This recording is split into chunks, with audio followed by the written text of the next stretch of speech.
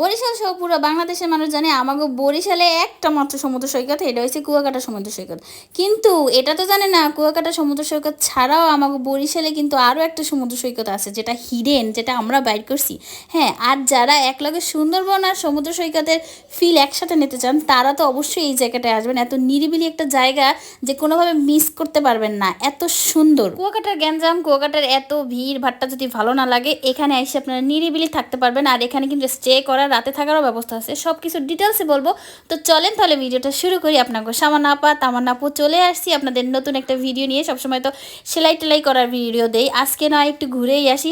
সবাই চলে গেছে যে যার অবস্থানে, এখন আমরা শুরু করলাম ঘোরার পালা। তো এই রিসেন্ট কিছুদিন আপনারা শুধু এই ঘোরার ভিডিওই দেখবেন।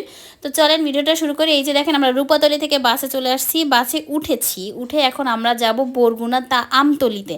তো সেখানে আমাদের ভাড়া নিছে 165 টাকা। তো আমরা কিন্তু খুব সকাল সকালই রওনা দিয়ে দিছি, একদম 7:30টার দিকে। আর সেখান থেকে আমরা আমতলি যাব, আর আমতলি থেকে তালতলি যেতে হবে। সেখানে কোনো বাস যাবে না, সেখানে অটো বা সিএনজিতে যেতে হবে। সিএনজিতে যদি যান তাহলে আপনাদের 100 টাকা লাগবে, আর যদি অটো মানে মাহেন্দ্রতে যান তাহলে আপনাদের 80 টাকা লাগবে। তো 80 টাকা দিয়ে তালতলি যেতে হবে। তালতলিতেই, বরগুনার তালতলিতে অবস্থান করতেছি আমাদের এই সুন্দর সমুদ্র সৈকত। সবাই তো কুয়াকাটা সমুদ্র সৈকত যায়, যারা কুয়াকাটা যাইতে চাইতেছেন না তারা কিন্তু এখানে আসতে পারেন। যারা কুয়াকাটার ভিড়ভাট্টা পছন্দ করতেছেন তারা এখানে আসবেন। এই তালতলিতে এসে 1 নম্বর 2 নম্বর দুইটা গেট আছে, সেই গেট পার হলেই দুইটা, মানে এখান থেকে কিন্তু নিদ্রাচরও যাওয়া যায়। তো আপনারা প্রথমে একবারে আসলে এখান থেকে অনেকগুলো স্পট একসাথে ঘুরতে পারবেন। তো আমি সবগুলোই বলবো, তবে আলাদা আলাদা ভিডিওতে পার্ট বাই পার্ট, একসাথে বলবো না যাতে আপনাদের ঝামেলা না হয়।